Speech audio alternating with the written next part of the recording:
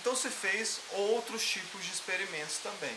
E os alunos de Rutherford, que Rutherford era aluno de Thomson, então um grupo imenso de pesquisa, fizeram um experimento e esse experimento ficou conhecido com o sobrenome deles, Marsden e Geiger.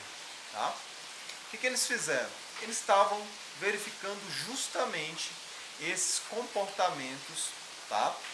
Principalmente da radiação alfa, em relação a espessuras de diferentes materiais, tá? No caso aí de folhas de metais. Então, qual era o trabalho deles? Saber se alfa conseguia ou não ultrapassar diferentes folhas de metais, certo? Com diferentes espessuras, para investigar melhor esse fenômeno. Então, o que eles observaram? Quando utilizaram folhas de ouro muito finas, eles conseguiram visualizar um fenômeno bastante intrigante. É bom frisar aqui do porquê que eles utilizavam, por exemplo, folhas de ouro, né, gente?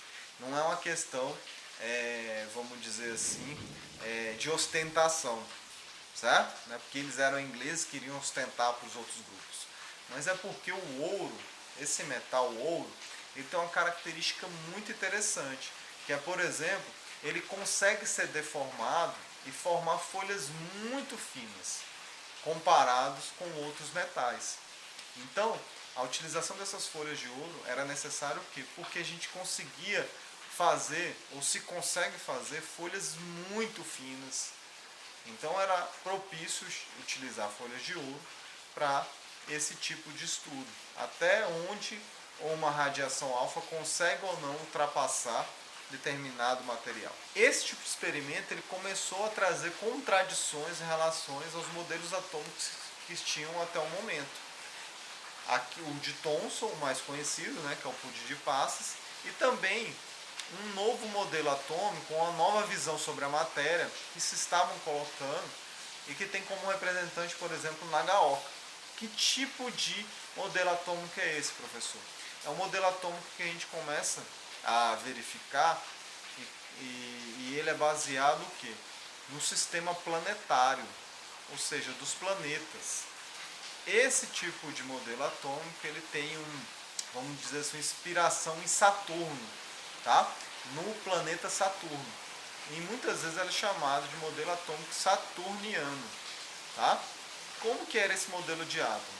Era justamente uma analogia com Saturno. A carga positiva do átomo seria uma massa grande, certo?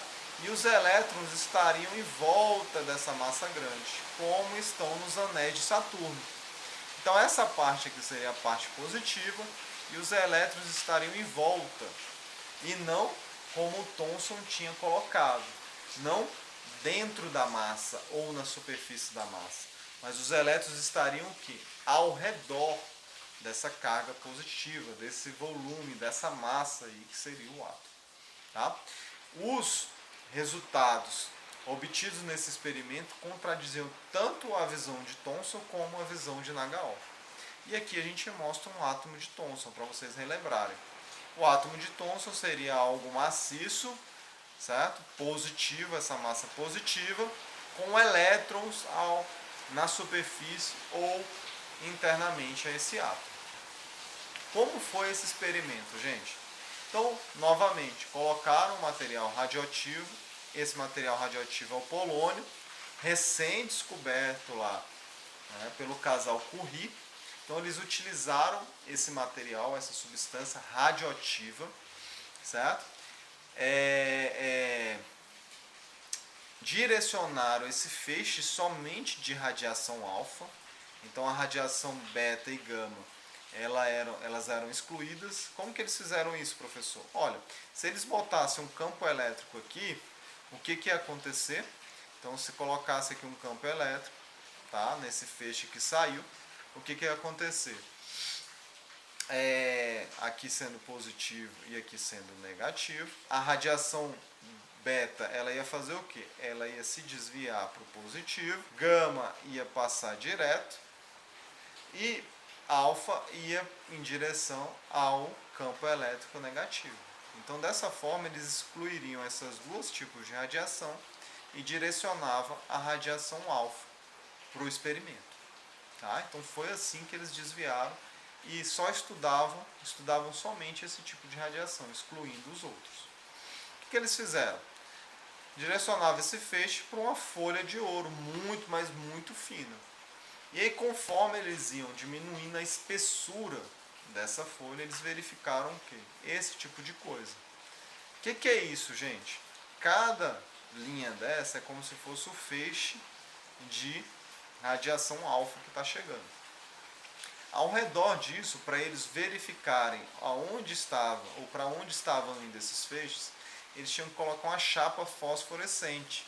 Ou seja, quando a partícula alfa ou radiação alfa bater nessa parede, essa parede vai cintilar, tá? Vai piscar, é como se piscasse ou ficasse iluminada. Então esse tipo de experimento era feito em laboratórios totalmente escuros, para que a olho nu conseguisse observar essa luminosidade. Então o que eles notaram quando diminuíram bastante essa lâmina de ouro?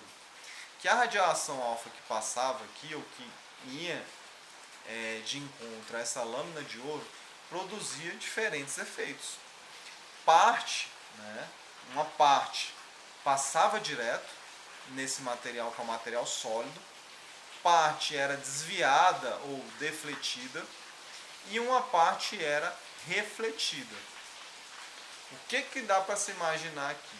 Olha, se a gente está jogando radiação que tem massa, que tem partículas, em direção a um obstáculo que também tem partículas, qual era a ideia? Se isso aqui é maciço e o espaço vazio entre essas bolinhas é muito pequeno, né, como dá para se verificar se a gente imaginar, por exemplo, uma parede de bolas de boliche ou de basquete, vai criar orifícios entre elas, mas o orifício é muito pequeno. Tá? Mesmo que essas partículas fossem muito pequenas, elas facilmente não iriam atravessar isso. Elas iriam atravessar onde? Somente onde estavam os orifícios.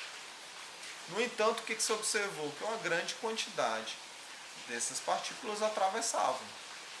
Além disso, uma grande quantidade também era defletida, desviada, e uma parte era refletida. Então aqui tinha uma coisa um pouco errada com essa visão de um átomo ter uma massa muito grande. Porque se um átomo tem uma massa muito grande, o que deveria acontecer? Ou essas partículas acumulariam aqui no obstáculo, de alguma forma, tá? E não passariam, ou passariam muito poucas partículas, porque os orifícios entre as bolas maciças é muito pequeno, e uma grande quantidade iria ser refletida, a maior parte, e isso não foi observado. Qual foram os primeiros questionamentos? Qual a carga elétrica poderia estar desviando essa radiação alfa? Uma vez que essa radiação alfa tem o que? Características positivas. A carga elétrica que poderia desviar isso aqui só poderia ser o que? Uma carga elétrica também positiva. Porque sabemos o que? Cargas elétricas iguais se repelem. Se a carga elétrica que estivesse ali naquele material fosse negativa, o que aconteceu com essa radiação alfa? Ela iria se chocar e provavelmente se acumular ali. Essa carga elétrica que estaria desviando essas radiações alfas, ela deveria ocupar uma grande área, será? O que parece não. Porque se ocupasse uma grande área, essa carga elétrica, o que iria acontecer? A maioria, certo? A maior parte esmagadora dessa radiação alfa ia ser o quê? Refletida, certo? Iria ter uma repulsão com essa carga elétrica e iria ser refletida. Quais observações estão em desacordo então com o modelo de Thomson? Como eu já falei, Thomson preconizava que o átomo era uma massa maciça, então restaria o que? Poucos espaços vazios ali para ultrapassar ou serem desviadas essa radiação alfa. Então isso era uma grande contradição. Tá? O que se pensava a matéria com o átomo de Thomson não dava para ser observado na realidade. Então, esse grupo de pesquisa, né, só para vocês terem ideia, essa é uma foto do equipamento que eles utilizavam, ó, como era no começo do século XX. Tá? Não parece nada com os laboratórios atuais. Então o que eles pensaram? Olha, possivelmente essas partículas ou essa parte positiva ela é muito pequena. Por quê? Grande parte da radiação alfa passa direto. Lembrando que uma fina camada de ouro tem o que? Dezenas de camadas de átomos. Ou centenas, tá? Quem sabe centenas de camadas de átomos. Por mais fina que ela seja. Então aqui a gente só está mostrando 3 camadas. Se isso aqui fosse maciço, ia ser muito difícil grande parte dessa radiação passar direto. Porém, o que se observou é que grande parte passava direto. Grande parte também era desviada. Possivelmente porque as radiações alfa chegavam muito perto dessas partículas ou dessa parte positiva e sofriam desvio por repulsão. E uma pequena parte era refletida, ou seja, essa pequena parte era justamente uma, vamos dizer assim, uma colisão frontal, fazer com que essa repulsão voltasse, né, ou fosse esse feixe sofresse um desvio, certo? Com um grande ângulo de reflexão, tá? Então isso aqui é mais coerente com os resultados que eles tiveram, tá? Ter átomos que tivessem grandes espaços vazios entre eles, formando, por exemplo, uma substância sólida, no qual a gente tem uma percepção, né, de algo maciço.